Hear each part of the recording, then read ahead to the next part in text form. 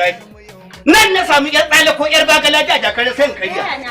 yana ga shayi ka sha rage wannan masifa dan sha shayin nan to shayin ne ko bai kar kuma je ki hada ni da bacin rai in kai ma zan je ba zan sha ba sha je ka ji a kai to bai kai da bambanci ko kaga ta fito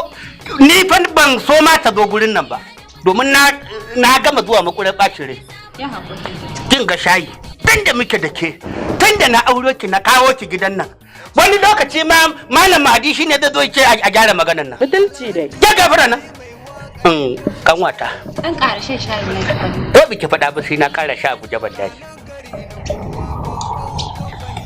yawa dan je gaba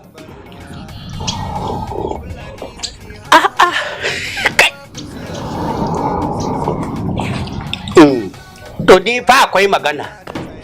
alƙura akwai magana gawa ta rike mai wanka wannan ganyen shayi da na tsaya na kurba na ji shi ya shiga tun daga tsakiyar kaina sai da yake kokan gadan bayana akan wannan ganyen shayin zan iya sakin ki na aure kanwarki a'a yaya na kaga ba za a yi haka ba wannan shayi dama umma ne ta bani tace in kama anti ta ringa dafa maka shayin nan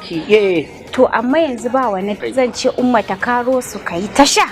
amma zancen saki fa babu to tun da ta zo gidan nan ban taba jin ta min wani ta hada min shayi da zai fidda ni kunyar bakona ba irin wannan ganyen shayin taimaka ki gaya musu nan ganyen nan ai wannan shayi dan kamar kenan daura shayi dan kamar dan kamar ko shayi dan kamar ko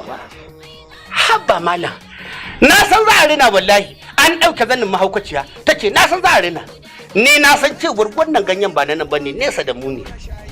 shayin kamar ko in daura shayi ko in daura ko yakwa haba na gode Allah madaukakin sarki kuma na gode wa Allah madaukakin sarki kuma na gode wa ganyen shayin in daura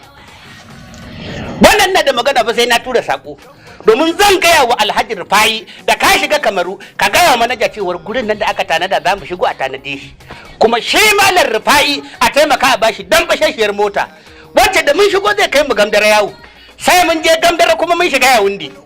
na gaya miki wannan amma na san cewar ba satin nan zaki koma ba ai ni tunda wallahi na ne da kasuwa kwana ku ba na kai mata ko ya ba ina kai